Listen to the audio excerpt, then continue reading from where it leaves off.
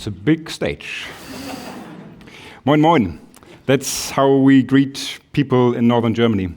But today I'm here to talk a more universal language, a language to reground ourselves and connect with the soil beneath our feet.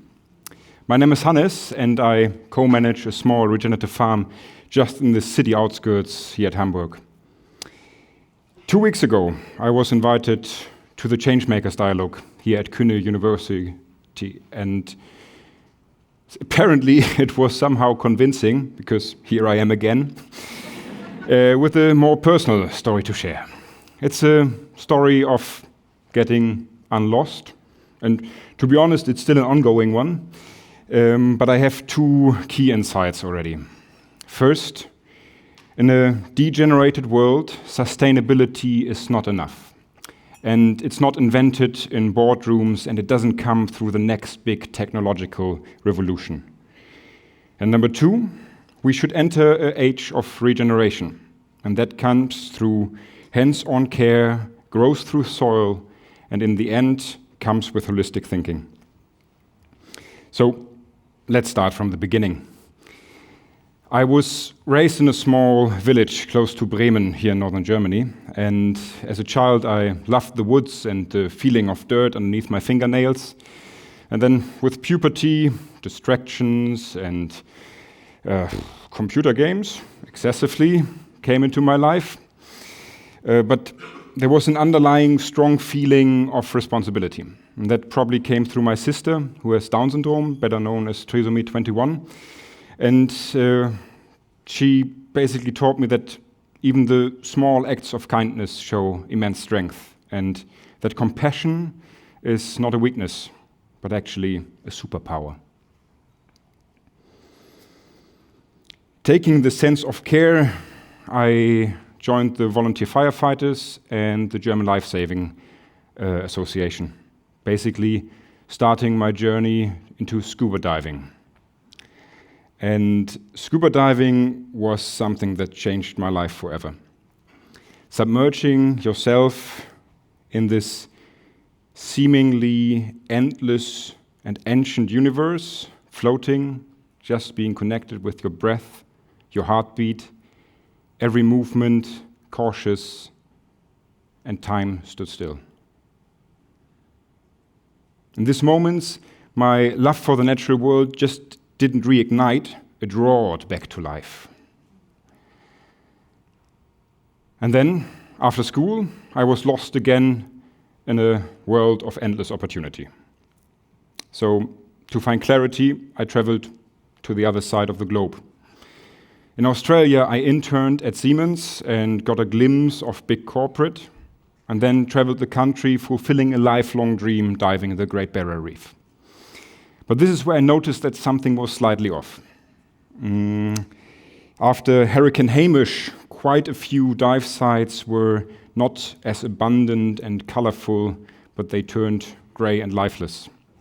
And I remember surfacing from a dive and having this tight feeling around my chest, not really knowing what and how this could be and what to do about it.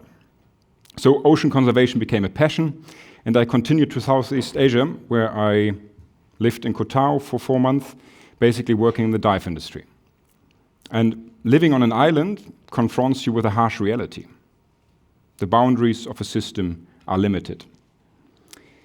Hundreds of tourists, and I was one of them, came every day and brought wrapped sandwiches, plastic bottles, and much, much more. And what tourists don't see, the overflowing waste dumps, or the sewer runoff that goes into these turquoise waters. The beachside reefs were crowded with novice divers, and the unbalanced fin kick of a second could destroy the coral growth of a decade. And then it was not only the island and the reef suffocating, it was myself embarking on hopelessness and frustration. Before getting too lost and too desperate, I returned back home and studied environmental engineering with a focus on water treatment system to address the challenges I've witnessed. Study years flew by, and in my last semesters I went to East Africa. I assisted in a water sanitation project in Kampala, Uganda, and wrote my bachelor thesis, and fell in love with the Pearl of Africa, an amazing country with a moderate equatorial climate and beautiful people that shared so much, even though they seemingly had very little, at least looking from a materialistic point of view. It was then in my second year in Uganda that I discovered my joy for soil and agriculture. We were working on a feasibility study to treat river water in rural eastern Uganda. And back there, we saw that upstream land use change, deforestation, and industrial agriculture caused massive erosion that clouded the rivers and made our filtration efforts actually an uphill battle. Not satisfied with only working on a symptom, I wanted to look at the root cause. So I got onto it. And with no idea about agriculture, I had to start from scratch. So I started talking to the local farmers, and most of them proudly showed me their seemingly chaotic farms, where bananas, avocados, and mango trees built a canopy layer, an understory of manioc, cassava, coffee. In between, we had some chickens roaming and some herded goats to keep the natural forest at bay. So these seemingly chaotic farms proved to be actually quite integral ecosystems. But industrial agriculture was creeping in, and the canopy layers and the soil cover was basically replaced by high-yielding varieties of corn, and then monsoon and rivers took away the fertile soils. And we had the downstream technical solution on hand. But somehow it wasn't quite right. And it took a while for me to fully grasp it. But in the end, maybe it was recognizing nature's wisdom and not trying to overpower it with technological solutions.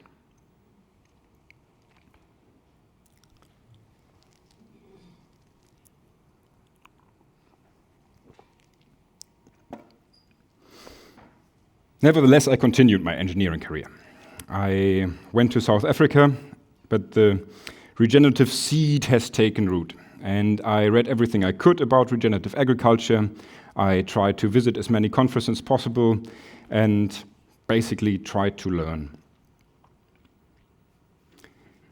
A missing puzzle link was then provided to me in the savannas of East Africa, where I learned about holistic management, a decision-making framework that is helping you to navigate complexity.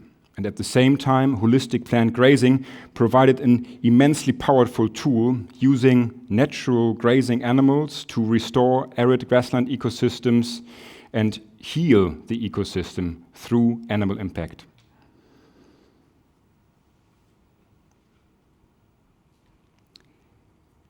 For me, that was very close to the point of dropping my day job and following my nightly passion. But then a very tempting job offer got along, and I couldn't resist returning to the Pearl of Africa when I was called back to Kampala. Some development funds had gone missing, and the Ministry of Water and Environment was in dire need to increase transparency and minimize corruption. So I had made friends in my first years there, and with the industrial background in economics, I was also happy to help. I don't know exactly at what point it was. Maybe it was swapping the construction site helmet and the security boots against the shiny desk. Maybe it was the fact that we treated low-level corruption differently than high-level facilitation money. Or maybe it was the fact that I had the feeling from here on I would just continue doing more of the same, basically climbing a ladder. The regenerative call became too strong. And in the end, taking the decision to end my career became more of a call to follow my purpose. So, once again, I went back home with the strong conviction that we should start to tidy up in front of our own doorstep before we export the ideas. So I studied natural resources management and development and started a learning journey through Europe, basically looking at farms, projects, where things were done in the way I thought they should be done. And to look for a place where all the theoretical knowledge could be put into practice. And now, just about 7 years ago, I was lucky enough to find such a place with friends. We are now running a small, diverse farm, 24 hectares, just at the city limits. And this place has not only become a land to manage, it has become a place for change, a place of hope. We are planning tree systems and we are already raising a wide variety of vegetables. We are grazing cattle and geese and poultry, layers and broilers, and with that producing nourishment. But let me tell you, regenerative agriculture is not an easy one. Authorities are wary of changes and innovation. The bureaucratic load on agriculture is extremely high. And also the legislation is sometimes a little bit slower in recognizing innovation than we would like it to. So we are also operating in a market where true costs are not properly accounted and where short-term profits still reach over long-term responsibility. Nevertheless, when we look at it, we can learn a lot. And for exactly that reason, we have started a non-profit association, the Gut Heidehof e.V., to deepen our own understanding through research and share our knowledge with the community through education and participation. There has been a saying in my old construction days: time, quality, and price. Choose any two. Somehow I can refer it to my situation now. The yields for economy, ecology, and society.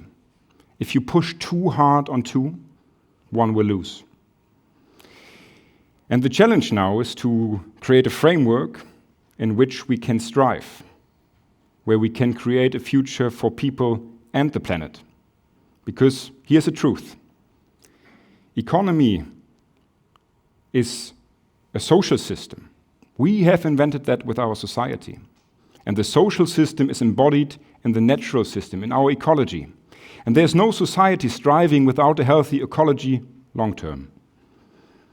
So maybe, and just maybe, there's time for change. And then regenerative agriculture doesn't become only producing food. It's about reconnecting and redefining our place on the planet. About making a connection again with the ground beneath our feet.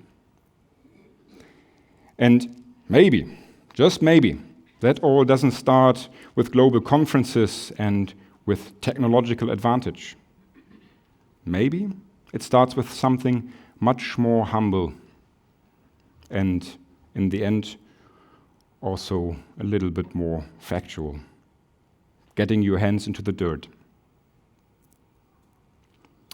Thank you very much for having me, and please find a moment today to get your hands dirty.